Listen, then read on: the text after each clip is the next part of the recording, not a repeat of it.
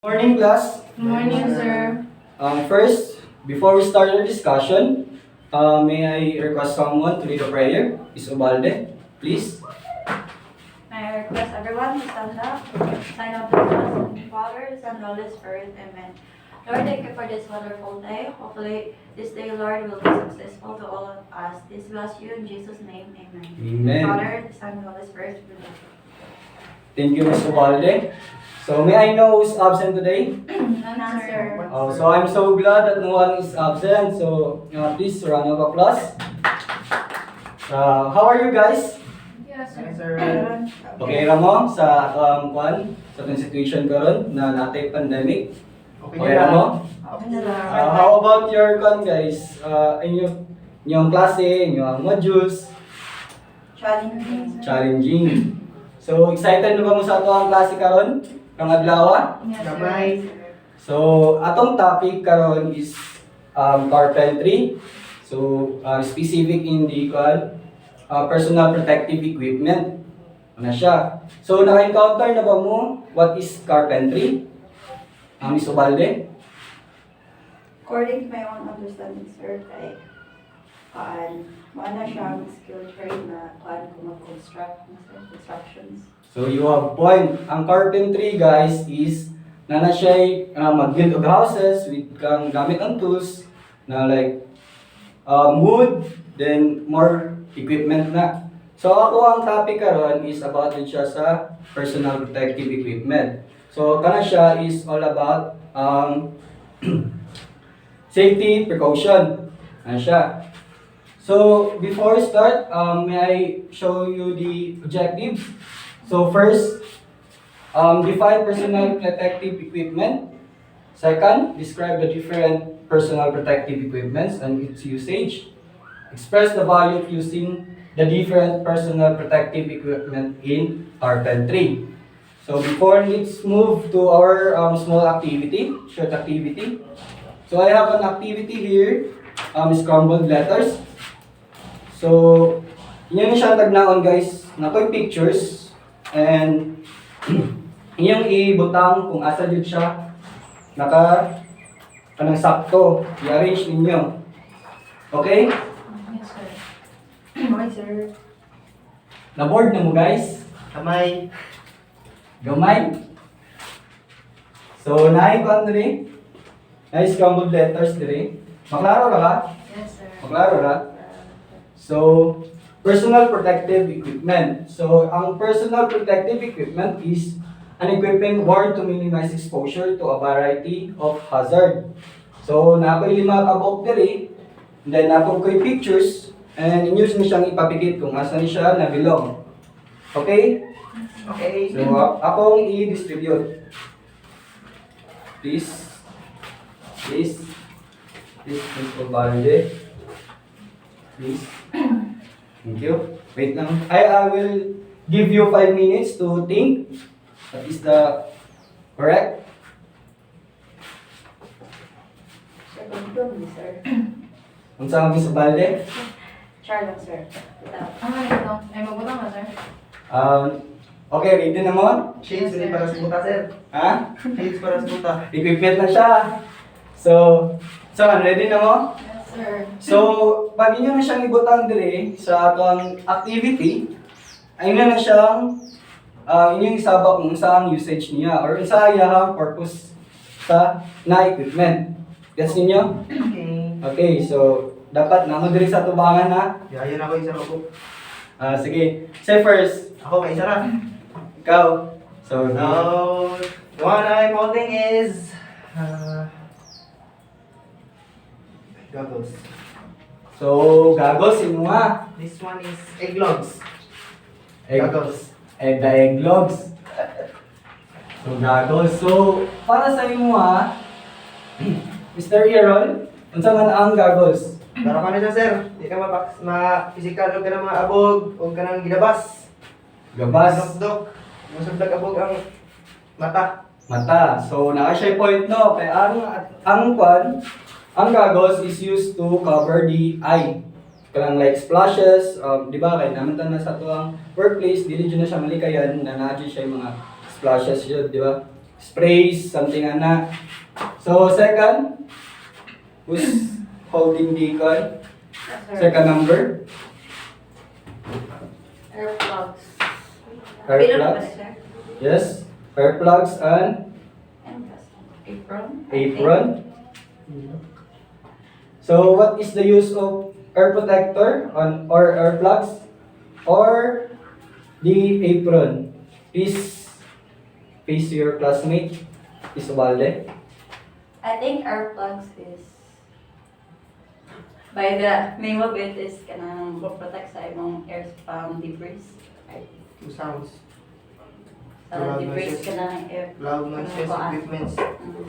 Ang apron is sa imong ating clothing. That's Okay. Nakakay point. Sakto siya. Gamit, sir. Ha? Butanganan po sa uban ng gamit. Oo, napo na siya ipano. Butanganan na sa uban na equipment. Kanabit ang handli lang. Dadali na siya madala-dala. So, muna siya, ang air protector is makaver na sa tuwang ear. Cover na sa itong ear, kay namin may mga vibration man good. Like kanang, di ba, sa workplace na to, mga saba man dyan kayo, di ba? Di na siya. So, mas maayo na natay air protector to cover our ear. Then, the second by Miss Ubalde is the apron. So, ang apron, muna siya gi-cover sa tuwang body. Like, mura siya, kanang bitang, gina-cover nato siya because dili, kanang bitang, like namin good siya yung mga splashes po na dapat mga like liquid, fluid na dapat dili ma-attach sa tuwang skin. So next, the last two.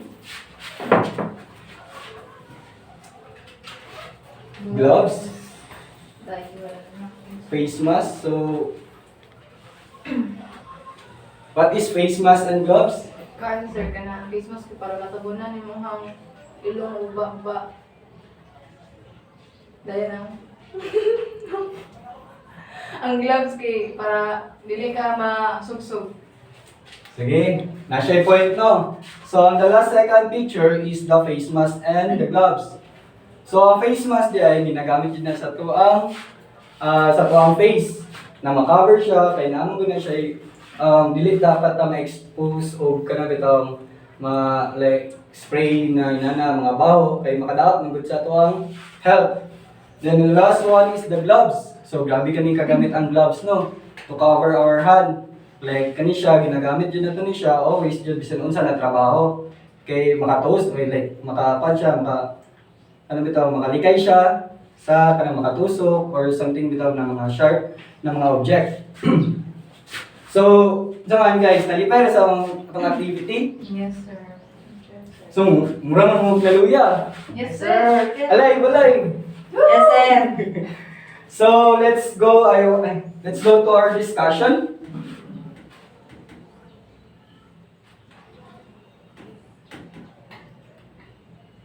So, I have a short video. So, about this video is about personal protective equipment in carpentry.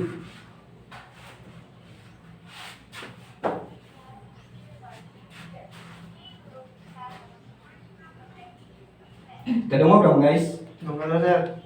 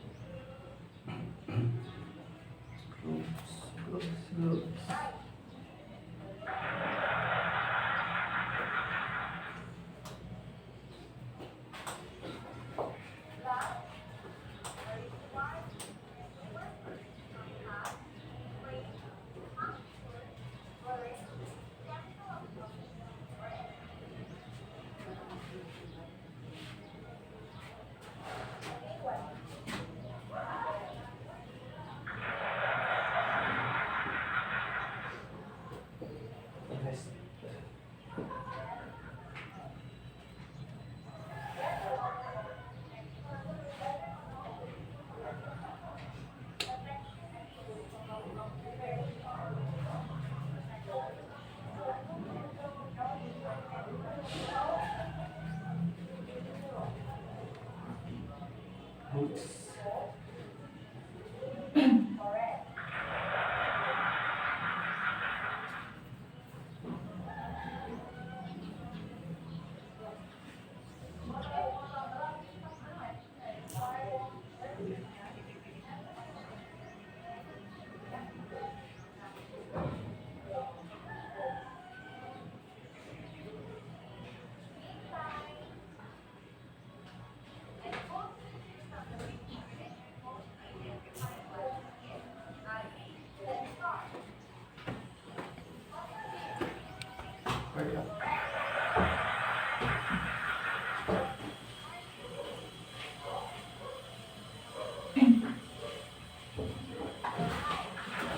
So, now nakita ninyo sa video some of the PPE na gina-use sa mga workers sa workplace. So, before that, may I ask someone, why is PPE is important? Miss De La Cruz? Okay, para maprotektahan ka sa mga risk sa work. Yes, good point. And then, why is PPE is needed jud siya sa tuang workplace? For your safety, sir. Of course. Safety. Okay. So let's go to proper discussion. So my discussion is all about the personal protective equipment or PPE in short. So PPE is an equipment that will protect the user against health and safety risks at work. So I have 5 examples or 5 discussion in PPE. Maybe common na kayo siya, no? So first is goggles. So goggles is sealing the seal keeps contaminants from reaching the eye, which provides greater protection from fine particles and splash debris. So ang goggles guys is mo na siya gina-protect jud iyang eyes kay dili nato na siya malikayan sa atong workplace na nadjud siya kanang example katrabaho ka o kanang painting, di ba? So ang goggles is needed jud kay na siya kay para ang dili maprotektahan tong eyes dili ta ma-sprayhan or other substances or liquids chemicals. So the second one is the air protector. So air protector is a hearing protection devices to reduce the noise energy reaching and causing damage to the inner ear. So ang ear protector guys is kung siya ginagamit din na siya para bitaw like ato ang workplace is bitaw saba kayo. Saba kayo kay nang na siya vibration. Grabe kay na siya sakit kay na siya sa dalunggan. So need nato na siya ang air protector. So examples air protector katong nakita niyo sa video katong air mops and other like air plugs. So third, the face mask. So face mask is to protect their nose and mouth from exposure to splashes, spray, splatter, and respiratory secretion. So daghan na kay gamit ang daghan kay uses ang mask karon. Like sa tuang sa tuang situation karon sa pandemic, di ba kay use mo tag mask para ma-avoid ma-avoid sa risk na ato ang ma-take sa tuang mouth or sa tuang nose. So the fourth one is gloves. So gloves is equipment worn to minimize exposure to a variety of hazard. So ang gloves is atong gina-use siya para ato ang kamot dili malikay jud natin siya sa mga sharp na object. So the last one is apron. So ang apron is provide an additional layer of protection to the front of the body against exposure. So ang other kanin sa kaning apron katong full vest. Tama tong full vest guys. Sa video, sir. Katong sa video. Full vest na maka-cover jud niya tanan. Pero katong full vest na naa siya murag light na mo reflect bitaw like if you work manggod at night, kinahanglan siya sa vest para makita mo sa inyo ang kauban na bitaw like aware inyo ang kauban daghan jud siya uses jud. Then paano na siya use po na siya para malikay ta sa mga exposure like ang chemical fluid na dapat dili mo dikit sa ato ang skin na siya. So narami naman guys. sir. Ara. So now last activity. Now kuan.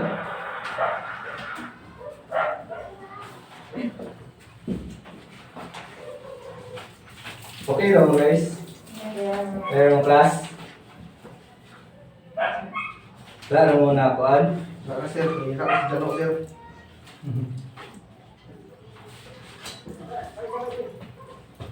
So na ako rin no. Kani siya brainstorming ni kanina mura siya og last na to ang activity. So kuan siya quiz. Quiz ni siya. So tagaan ta mo og paper or kamo na lang tulo. Saman, kamo na lang tulo. Kaya to sir, Sige, kamo tulo na lang para dali. Sige, tagaan ta mo 5 minutes. Brainstorming mo. Kanang kani-kani. Evaluation. Okay. Balikan mo ay. Ang ballpen sir, ang ballpen sir. Wala, ina na ballpen na. Ay, with pen. Asa mo tayo mag-access? Dire na, dire. Ito ni siyang ipapikit. Kanina evaluation board sir. Oo. Kanina lang board sir. Parang nag-evaluation ako. Salat niyo dira. Number one guys. Number 1. Is used to protect the ears against high frequency noise. But carpentry. Number 2 kay blank is used to protect the eyes against blind debris and Gulo. Goggles. Ay goggles. Ano gagawin? Ito kay goggles. Gagawin. Number 2 G. G-O-G. So, inyo na i-present sa tubangan na. Sir. Okay. Number Gagawin. Is used to prevent inhalation of spray paint fumes. Face mask. Then is used to protect the worker against flying debris. Flying debris. Hard hat. Wala. Apron, I think. Flying debris. Ito. Hard hat. Wala dali way. Apron. Apron. Apron. Tapos 5 kay Apron or vest. gloves na Then gloves on 5 is used to protect the hands while working. Ano sir? So, very good, no? Mas kayo mo, no? So, inyo na siya i-present. Inyong basahan ng question. Dayon, inyong i-state na nyo ang answer. Dito basa sila may Sige, diri sa tubangan. Kami tulo sir. Teka. Oo. Para ma-expose. Gunit. Sige. Nakatot nito ko. Fill in the blanks, choices are given below. 1 is used to protect the ears against high frequency noise. Earmuffs. Air maps are Answer kay ko answer. Earmuffs. Air maps. Or red flags. Ear protector. Then 2 is used to protect the eyes against flying debris and harmful liquids. Goggles. Goggles. Walang answer sir. Goggles. Goggles, no? Like, mag-protect siya sa flying debris. Then 3 is used to prevent inhalation of spray paint fumes. Mask. Mask. Or face mask. Okay. Correct? Then 4 is used to protect the worker against flying debris. Apron. Apron. Or vest. Vest. Vest. Oh, correct. Then 5 is used to protect the hands while working. Gloves. Gloves. Thank you. Thank you guys, no? Thank you sa inyong participation class. Yes, sir. A round of applause. Angel clap. Kabalo mga na. Alam ko. One, two, woo, woo. Dara, one, two, woo, woo. And, woo, woo. One, two, woo. Sige, one, two. Ganon na. Kadua to buko. Oh, kaduang mo then. Woo. Angel mo ta. Sige, one, two, three, go.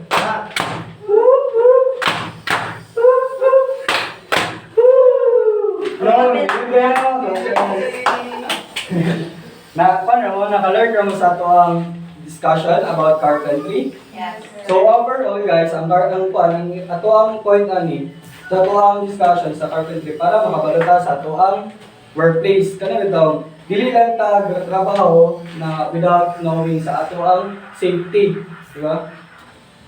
Kay in case dili man nato na malikayan gud ang mga instances na mabutang gud ato ang self sa risk jud. So we need to know the common or personal protective equipment in the workplace. Diba? So kung guys, kung kamo magtrabaho na mo, dapat kabalo jud mo sa rules, regulations sa workplace. Na di ba, need jud kayo na siya, na siya sa regulation na dapat ang tao mag suot og personal equipment. Diba? So that's all. Nalipera mo? Yes, sir. No, thank you guys sa inyong participation. Ha? Wala mo yun. Okay. Thank you sa tayo, no? Bye, sir. Bye, sir.